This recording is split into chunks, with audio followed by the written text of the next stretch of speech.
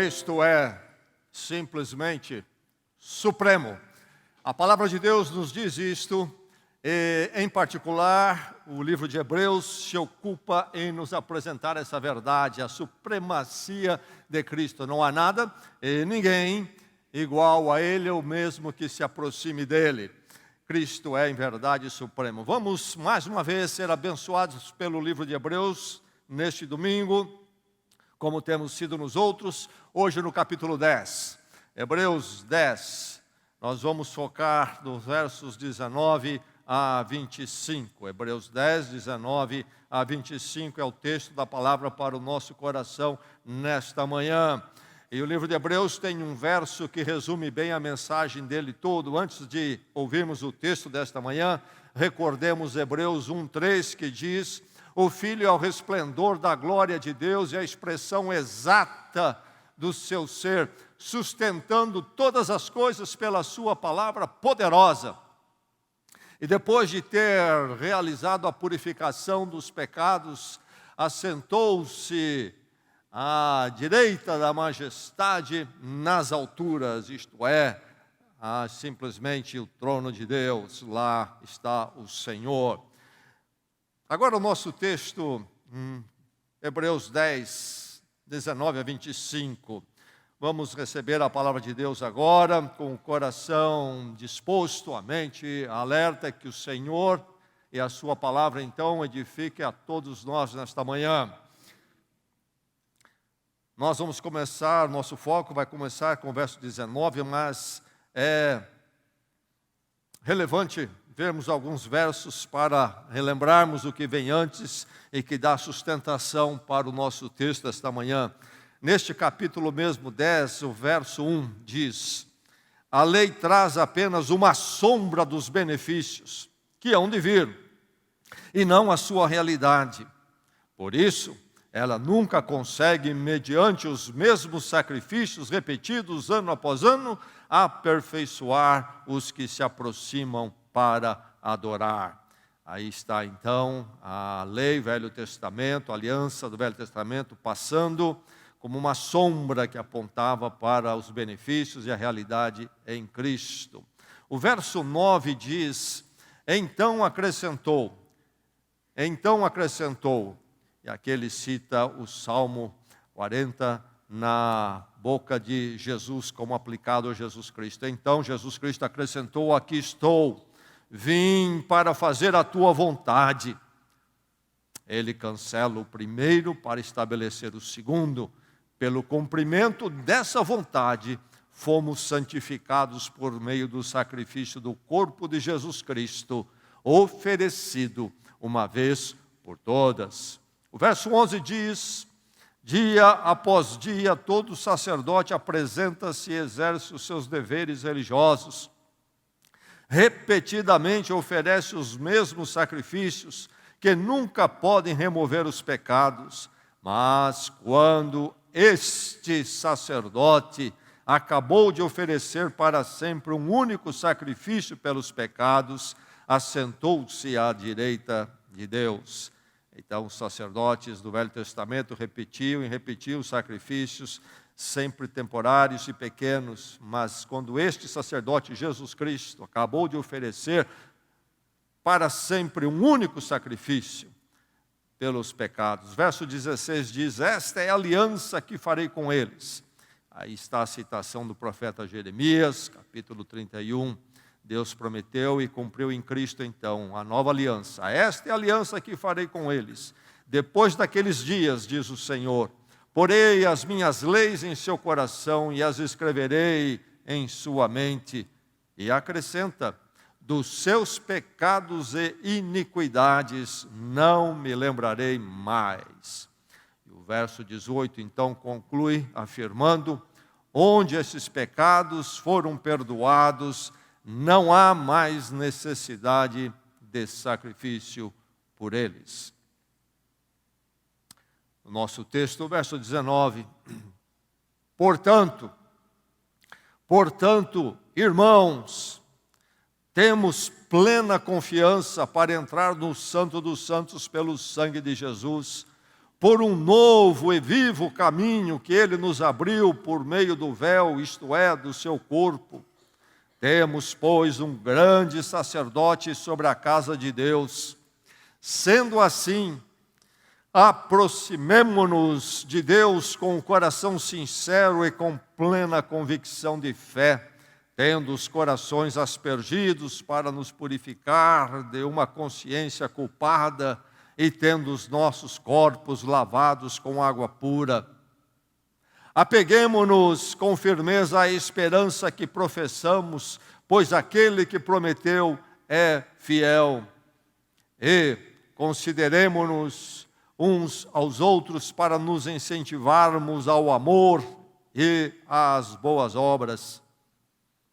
Não deixemos de reunir-nos como igreja, segundo o costume de alguns, mas procuremos encorajar-nos uns aos outros, ainda mais quando vocês veem que se aproxima o dia.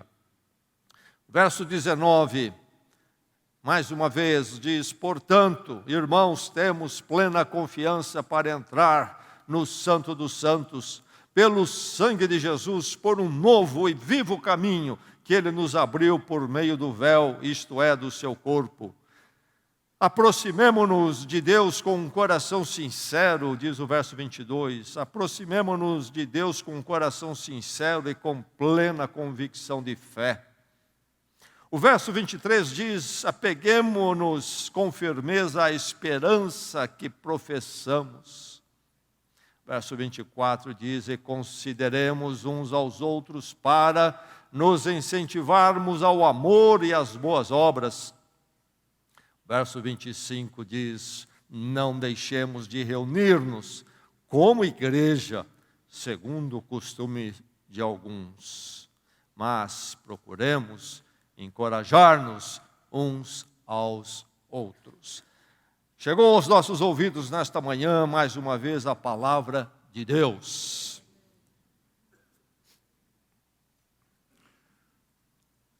Posso entrar? Essa era a perguntinha escutada sempre à porta de entrada da sala do proprietário daquela grande empresa, homem importante, homem de muitas posses. Posso entrar? E já na porta havia uma plaquinha: não entre sem bater. Um entrar que levava sempre as pessoas a uma certa hesitação, alguns até a intimidação, e o fato é que todos paravam a porta meia aberta e levantavam a pergunta a quem pertencia à sala: posso entrar? Posso entrar? Certamente você já esteve nessa situação, onde o ambiente era para você um ambiente com certo bloqueio, onde você não sentia segurança ou não se sentia permitido para simplesmente adentrar àquele ambiente ou àquela sala. Mas a maravilha que o texto desta manhã nos fala é que nós podemos entrar à presença de Deus, e não simplesmente podemos entrar, mas podemos entrar com ousadia, entrar com convicção, entrar com passos firmes à presença de Deus. Se presenças humanas nos bloqueiam tantas vezes ou nos intimidam, aqui nesse texto nós temos a porta da presença de Deus escancarada para nós, e ao invés de ter na porta uma plaquinha entre sem bater, há uma placa dizendo: aqueles que são meus, entrem por favor, e a porta está aberta. Temos então esta porta muito aberta para nós. Esta é a promessa, este é o ensino, esta é a instrução deste texto. Uma verdade que eu e você precisamos nos apropriar e crescer nela, e isto vai impactar todo o nosso relacionamento com Deus, e aí então toda a nossa forma de viver. Esta confiança, temos plena confiança, diz aqui o verso 19. Temos plena confiança para entrar. E para entender a mensagem deste livro de Hebreus, precisamos sempre lembrar que ele usa as liturgias do Velho Testamento, isto é, antes de Cristo, aquelas que a aliança do povo de Israel com Deus estabelecia antes da vinda de Cristo, e em particular ele vai se referir à figura do tabernáculo, aquele templo móvel que o povo de Israel carregou e armou muitas vezes enquanto peregrinavam do Egito, de onde foram libertos através da liderança de Moisés, até que chegasse à terra que Deus prometeu a eles. Então, este templo móvel, um templo que era um tabernáculo, e este tabernáculo tinha pelo menos dois ambientes principais, um que era o lugar santo, e ali os sacerdotes entravam, todos os sacerdotes entravam com o sacrifício a oferecer, um cordeiro sacrificado, o sangue então era apresentado ali pelo pecado do povo. Mas havia o segundo recinto, que não era o santo, mas o santo dos santos, isto é, o santíssimo lugar, o recinto que então indicava ou expressava a presença da glória de Deus. E naquele ambiente, somente o sumo sacerdote entrava uma vez por ano também para levar a oferta do sacrifício. E aí então Hebreus vai trabalhar esta liturgia do Velho Testamento, indicando que é uma metáfora, uma sombra da realidade que se cumpriria em Jesus Cristo. Cristo é o cordeiro sacrificado de uma vez por todas. E então agora o adentrar não é mais num tabernáculo terreno, num templo terreno, onde há uma sala reservada e as pessoas não podem entrar. Não. O adentrar agora é no tabernáculo celestial, onde a presença de Deus está. É esta forma em que o livro de Hebreus trabalha e apresenta a nós esta mensagem. E aqui então ele diz: temos plena confiança para entrar, não no santo lugar, que o povo já não entrava, ali só os sacerdotes entravam. Não, vai mais longe, temos plena confiança para entrar no santo, nos santos, no santíssimo lugar, onde a presença de Deus estava. E naquele ambiente estava ali a chamada Arca da Aliança, dentro dela estava as tábuas da lei que Deus deu a Moisés, estava ali também a mostra um pouco do maná, o pão que Deus então alimentou o povo no deserto, estava também a vara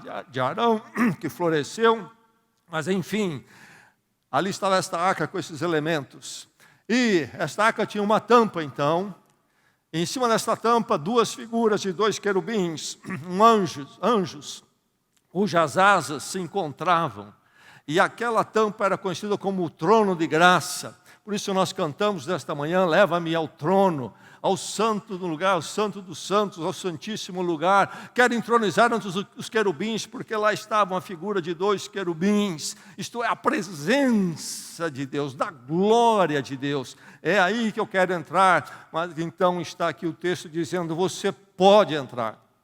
Temos plena confiança para entrar. Podemos ser ousados em entrar.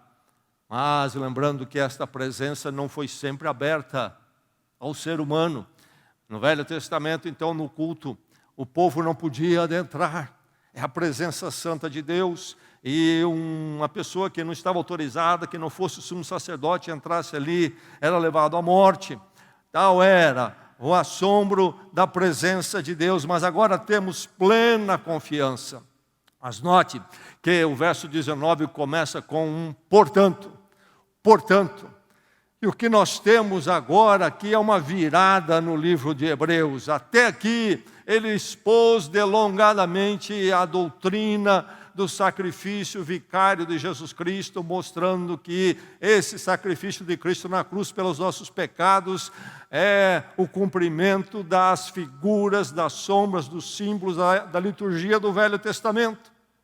Agora, de uma vez por todas, foi cumprido em Cristo de forma perfeita, é a realidade, e não é preciso repetir mais, nunca mais. E então, depois de ter explicado muito bem isto até aqui, este momento no capítulo 10 capítulos explicando isso, no verso 19, vem um portanto. Daqui para frente, Ele vai agora fazer as aplicações desta verdade para a vida do cristão. Quais são as implicações do fato de que eu estou em Cristo, Cristo morreu a minha morte, sou perdoado por Deus graciosamente através do sacrifício de Cristo e não através dos meus méritos? Quais são as implicações disso? O que decorre disto para a minha vida e para a nossa vida como igreja? Portanto, uma nova sessão no livro de Hebreus. Mas aí está a primeira verdade, esta ousadia de entrar, mas essa ousadia precisa ser muito bem entendida. É perigoso caminharmos para uma atitude leviana, porque nós temos, então, toda esta confiança e liberdade de entrar à presença de Deus e pensarmos que isso é qualquer coisa, virou coisa corriqueira, virou, então, coisa comum. Não, é tremendo esta possibilidade de entrarmos com confiança, mas nunca nos esqueçamos na presença de quem estamos entrando e o que foi necessário para entrarmos, e então quais as implicações deste nosso adentrar sempre à presença de Deus. É preciso ter ousadia, mas com entendimento, com compreensão. Ouse entrar sempre com entendimento, com compreensão. Posso entrar? Claro. O acesso foi possibilitado. É isto que o livro de Hebreus apresenta. Temos plena confiança para entrar no Santo dos Santos, como há uma mediação, diz o verso 19, continuando, pelo sangue de Jesus, por um novo e vivo caminho que Ele nos abriu por meio do véu, isto é, do seu corpo. Então, o corpo de Cristo sacrificado abre este véu. Que véu é este? O Santo dos Santos era um recinto isolado dos sacerdotes e do povo através de um véu, ou melhor ainda, era uma tapeçaria. E então aquilo escondia e não permitia a entrada de ninguém lá, a não ser o sumo sacerdote. Era a presença de Deus. Então, esta presença escondida, barrada por este véu, por esta cortina. E então, na morte de Cristo, este véu se rasgou. Os evangelhos narram isto, que quando Cristo expira na cruz, lá no templo, o véu se rasgou. Então, foi aberta a presença de Deus, mas lembre-se, através do sangue de Jesus, o sangue de Jesus. Lembrando, aqui não se trata do misticismo de sangue, e nem simplesmente de uma religião sanguinária, como se Deus precisasse de animais para comer, ou precisasse das energias dos animais para a vida dele. Não, aqui sangue é a morte de Cristo, isto é, o pecado é algo que nos leva à pena capital, não somente física, mas espiritual, isto é, leva à morte. Como morte espiritual? Separação de Deus. E se isto não for resolvido, esta separação é eterna. O pecado leva à morte. E então, por isso, os sacrifícios animais, as pessoas entendendo que elas estão destinadas à morte, e então os animais ali eram sacrificados no lugar deles, mas não que os animais tinham poder de mediar, esse sacrifício deles eram apenas símbolos, figuras do sacrifício de Jesus Cristo. E Cristo então morre. Toda vez que a Bíblia fala de sangue de Jesus, não está falando do misticismo do sangue, mas o que ele simboliza. O sangue simboliza a vida. Quando a pessoa tem hemorragia não estancada, é levada à morte. Vai à morte, vai a óbito. Então Cristo morreu de verdade.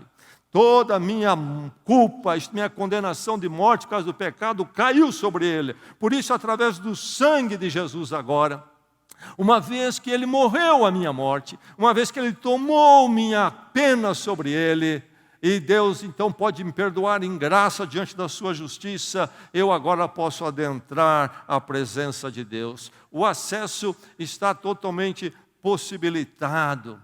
É algo que então você pode usar se você está em Jesus Cristo. E mais, por causa disto, é lícito seu achegar-se é permitido. Você não precisa ficar de fora, diz o texto aqui. Aproximemo-nos de Deus com um coração sincero e com plena convicção. Aproximemo-nos de Deus com um coração sincero e com plena convicção. É interessante que daqui para frente, no resto do texto nesta manhã, o autor vai abordar a trilogia do Evangelho, da fé cristã. Que trilogia é esta? Fé, esperança e amor. Fé, esperança e amor. Quando o apóstolo Paulo, lá em 1 Coríntios, capítulo 13, descreve, canta sobre o amor que deve estar na igreja em particular, ele vai concluir dizendo no verso 13 do capítulo 13, agora permanecem a fé, a esperança e o amor, e o maior destes é o amor. Esta é sempre a trilogia cristã. E aqui ele vai entrar com a primeira, que é a fé. Nosso achegar é lícito o seu achegar à presença de Deus. Você pode adentrar, isto é lícito. Diz o verso, aproximemo-nos, verso 22, aproximemo-nos de Deus com um coração sincero e com plena convicção de fé. Isto é, nos aproximemos de Deus confiando, dependendo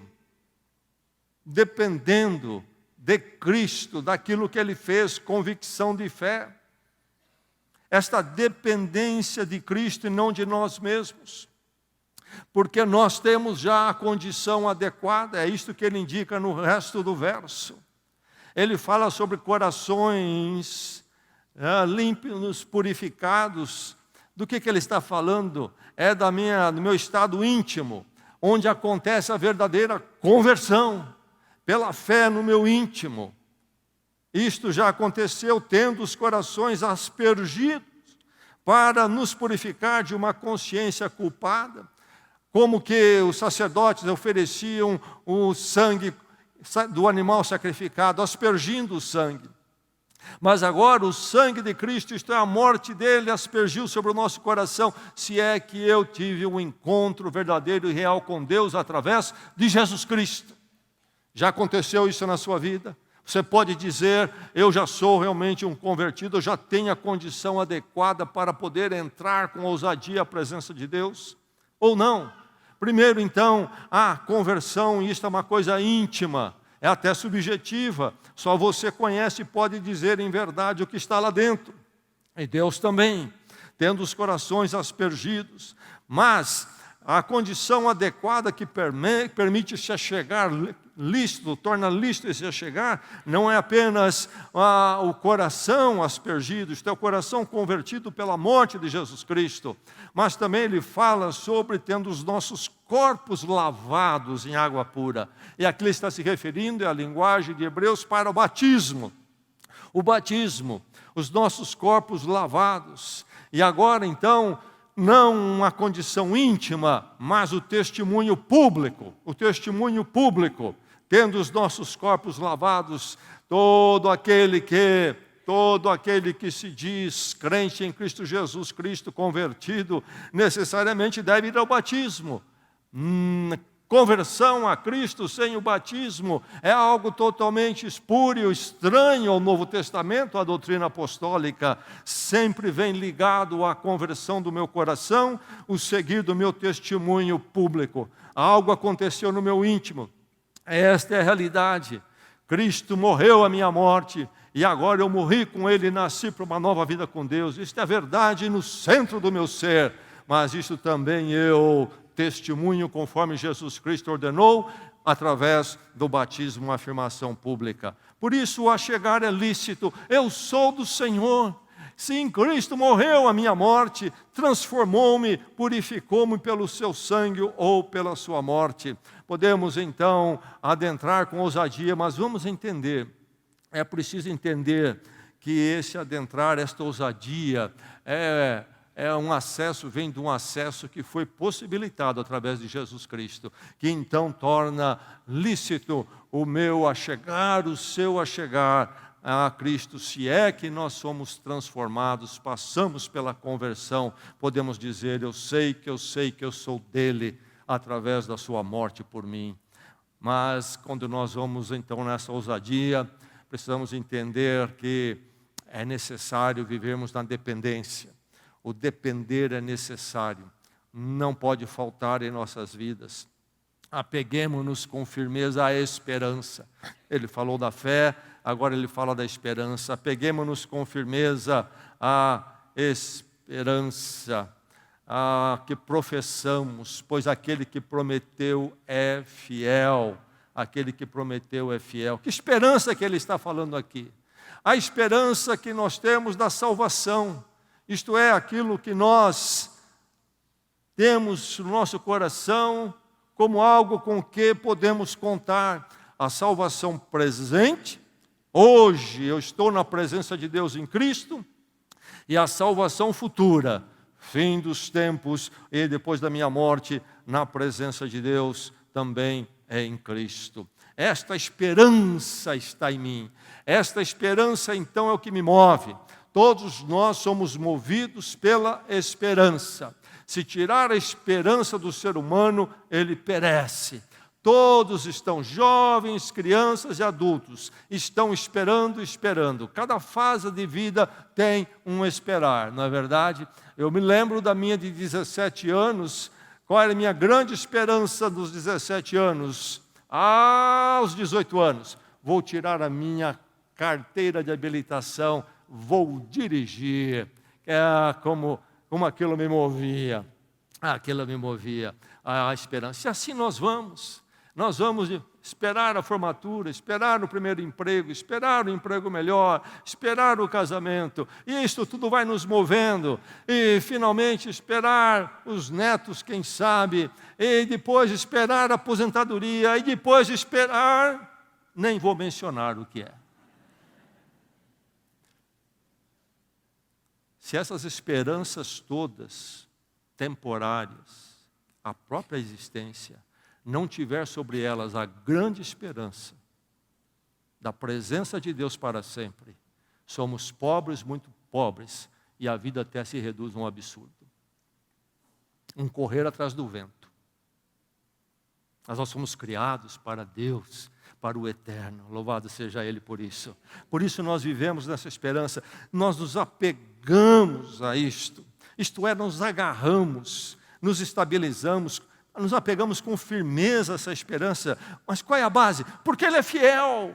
Ele é fiel. Se Ele disse, então é. Diz aqui o verso 23, aquele que prometeu é fiel. Não é palavra de homens, é a obra de Deus concretizada na história em Jesus Cristo, aquele que ressuscitou e vive para sempre. Deus trabalhou a história da salvação a partir de Israel, instituindo aquele culto, aquelas liturgias, e os profetas falando do Messias que viria, o cumprimento de tudo, e Ele veio, e Ele ressuscitou, como disse. Então, nós precisamos depender, isso é que nos move no dia a dia e na nossa fé. Quando nós entramos à presença de Deus, com ousadia, precisamos adentrar com esse entendimento, com o entendimento deste acesso possibilitado, que torna lícito o nosso a chegar à presença de Deus, mas precisamos sempre depender, isto é um imperativo, é algo necessário para a minha vida e sua. Cada dia precisamos renovar a nossa fé, não no sentido de que temos que renovar a nossa salvação e a nossa esperança, mas a nossa atitude. O nosso coração não pode começar a esquecer de quem nós somos e aquilo que é nosso em Cristo Jesus. E isto acontece no correr da vida e das coisas deste mundo. É preciso então este agarrar-se e depender dEle. É preciso este depender dessa esperança, esse imperativo. É devido também o seu comprometer-se. Você precisa entrar num compromisso, se é que você tem a ousadia de adentrar à presença de Deus, se é que isso é verdade na sua vida. Isto deve levá-lo a um comprometimento. Que comprometimento é este? Versos 24 e 25 é sobre isto, é sobre este comprometimento. É devido a se comprometer, sim, diz aqui os versos 24 e 25, e consideremos uns aos outros para nos incentivarmos ao amor e às boas obras. Vamos nos considerar para nos incentivar ao amor e às boas obras. A fé cristã, já disse, ela envolve o batismo. Primeiro, então, o aspergir do meu coração com o sangue de Cristo, a morte dele que me transforma. E o testemunho público do batismo. E igreja de verdade, a comunhão dos santos, a comunhão dos corações transformados. Aqueles que pertencem a Cristo estão então comprometidos com a sua igreja. Mas qual é a razão? A igreja tem muitas funções, mas esta é fundamental. É no nosso interagir e conviver que nos incentivamos ao amor e às boas obras, ao amor em Cristo, às obras, isto é, aquilo que deve frutificar em nossas vidas, porque nós somos de Cristo, os frutos de Cristo em nós. A igreja tem um lugar fundamental para mim e para você. A fé cristã nunca poderá ser individualista e reservada na minha casa. Sempre vai ter que existir isto. E é interessante este verbo incentivar. É um verbo correto para a tradução, sim.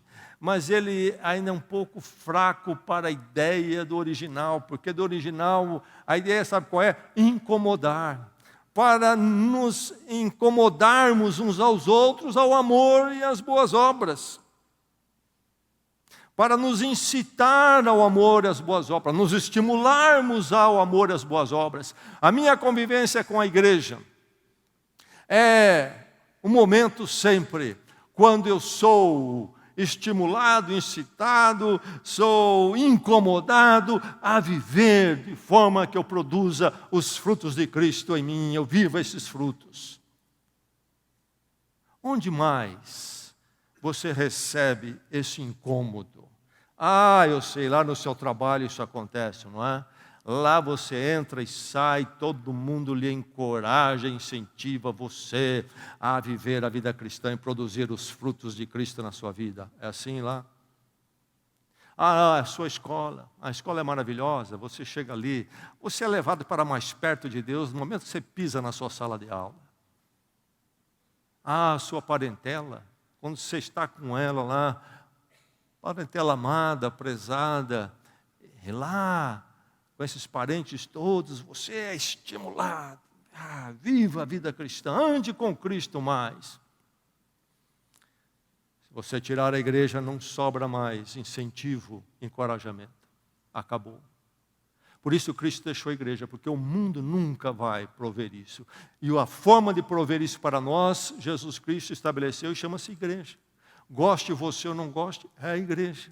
Aqui é que nós somos estimulados. E note que há sempre esta mutualidade. Você entende isso? Mutualidade.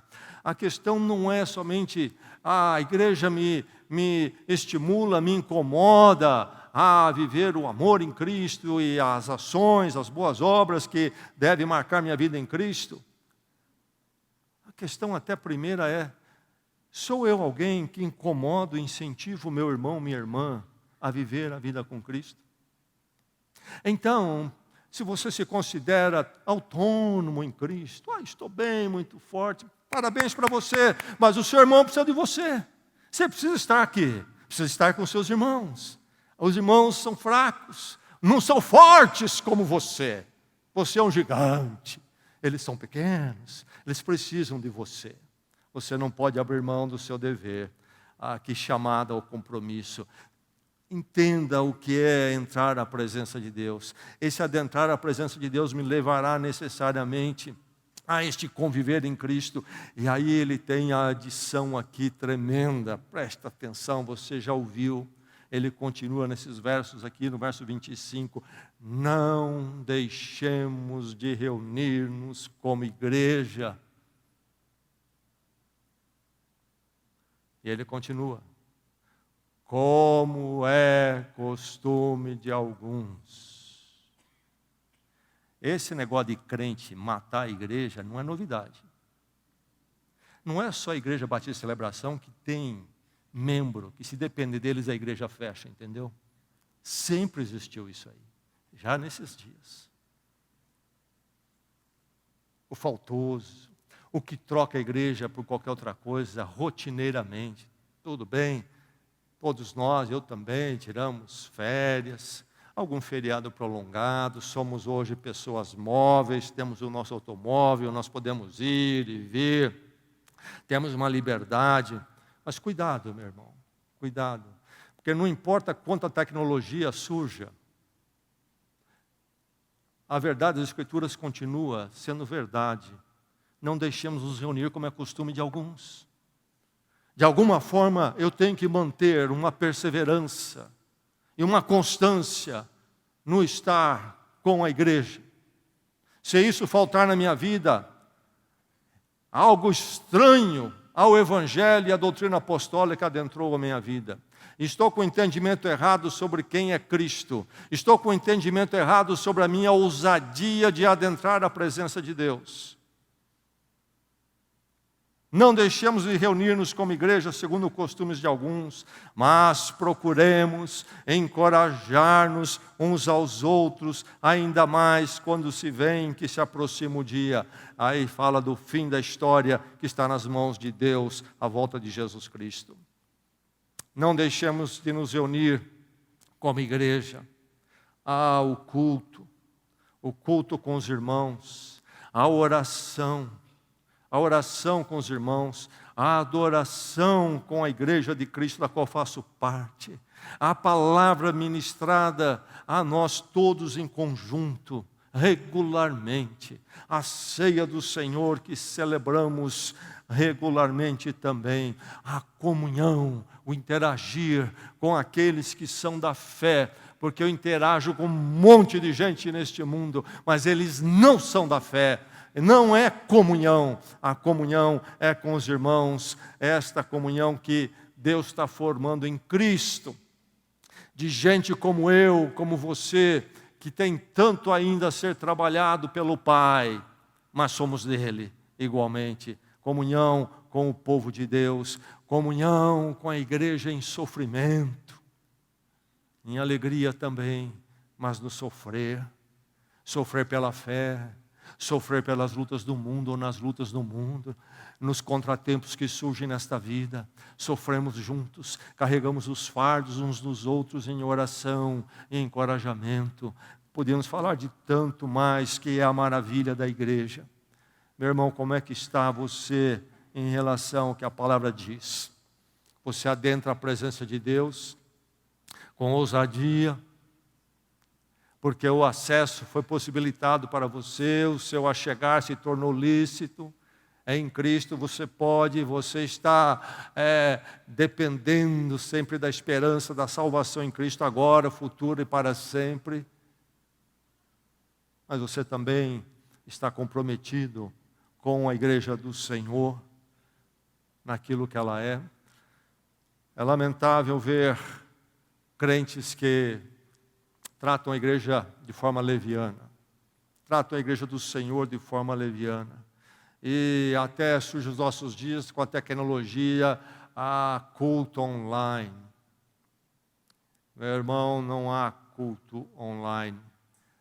Algumas pessoas que estão realmente impedidas, talvez são beneficiadas por assistirem o culto à distância. Mas salvo uma necessidade de força maior, culto é presencial. É aí que a realidade acontece do incentivar uns aos outros. Eu incentivei a igreja toda hoje, eu estava em casa no meu sofá comendo pipoca e assistindo o culto. Eu estava assistindo lá, de vez em quando ia à geladeira buscar um negocinho e voltava. É quando nós aqui nos incomodamos um ao outro, sentamos juntos e falamos, e tratamos das questões, e cultuamos.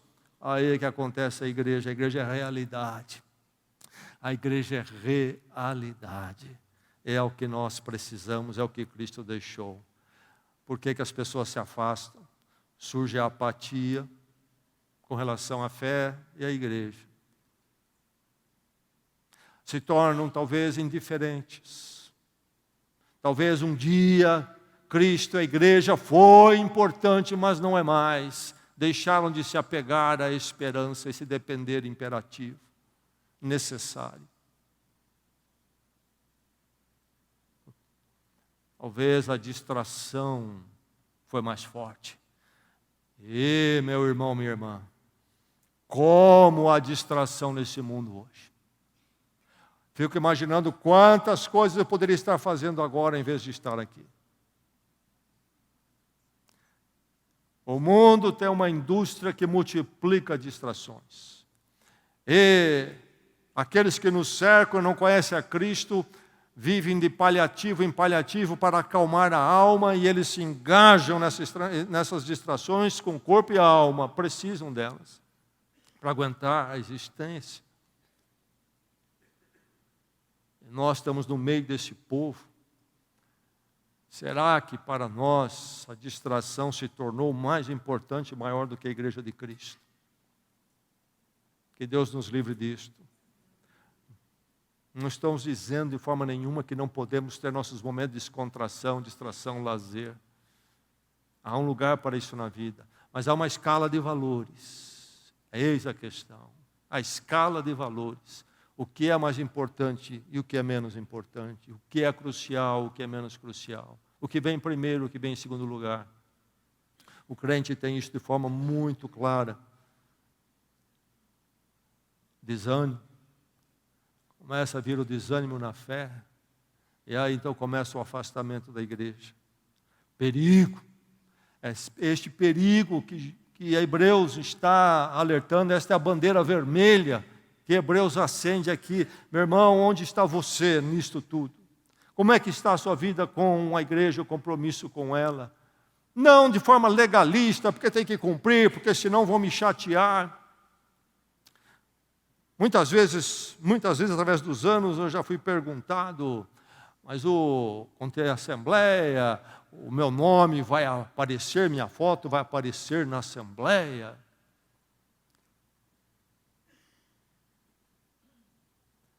Eu ouço essa pergunta e aqui comigo eu penso, será que essa pessoa está pensando que nós fazemos aqui um legalismo? Então, porque é ordenado, ele cumpre isso, nós mandamos? Com jeito eu respondo, ora, se você está comprometido com a igreja, seu nome e foto não aparece. É uma questão de se examinar seu coração. Não é uma questão, não somos nós que definimos que foto vai para a assembleia. É você que define. É o seu compromisso que define. Falam-se como se fosse um chicote que temos aqui de ficar empurrando as pessoas. Você está entrando com ousadia a presença de Deus, meu irmão, então você também é movido a estar com o povo de Deus. Que Deus nos livre, cada um de nós, de sermos cupins da igreja. De sermos vírus dentro da igreja. De sermos crente mata a igreja. Que jamais venha ser verdade a afirmação que se a igreja depender de mim, ela fecha as portas. Olha, eu vou faltar aí não sei quanto, vocês vão cultuando aí, segura a igreja aí para mim. Quando der, eu apareço lá. Que Deus nos livre disto. Mas não por causa do legalismo, porque nós entendemos o que é ousar esta ousadia que nos é dada de adentrar a presença de Deus. Alguém aqui em falta nesta manhã, que Deus trabalhe o seu coração. Para a sua bênção. Para a sua bênção. E para a bênção da igreja. Lá na Europa, nos tempos pré-eletricidade e noites frias, diz a história que havia uma pequena igreja, bancos. Então o culto acontecia à noite. mas a igreja não tinha iluminação. As pessoas vinham, as famílias vinham para o culto e todas elas vinham carregando uma lamparina. E quando elas entravam ao prédio da igreja, mantinham a lamparina acesa. E em cada banco, no espaço que seria para uma pessoa, havia um tipo de um castição, um lugar para se descansar a lamparina. Então, todos vindo e todos trazendo lamparina, a igreja estava viva e iluminada. Mas começou a faltar esse e aquele. Começou a faltar lamparina. E a igreja foi ficando escura e escura. Você está escurecendo a igreja, meu irmão? Que Deus cobre isso de você, para a sua bênção e bênção da igreja. Vamos entrar à presença de Deus com ousadia, porque somos dele. Aquele proprietário executivo da empresa, em cuja porta estava a frase: não entre sem bater, bata antes de entrar. E onde todos diziam, quando abria a porta pela metade: posso adentrar, posso entrar. Num dia chegou ali um garoto, 15 anos, passou direto pela secretária, abriu a porta com todo o ímpeto, foi parar lá na mesa do dono. Ousadia total. Ousadia total. Ele era o filho. Ele era o filho. E o pai o recebeu com alegria, porque era um filho que correspondia às expectativas e aos deveres próprios de um filho. Que eu e você possamos ser esse filho. Adentrarmos a presença de Deus com entendimento, sendo aqueles que nós devemos ser. Que o Senhor assim faça. Vamos orar.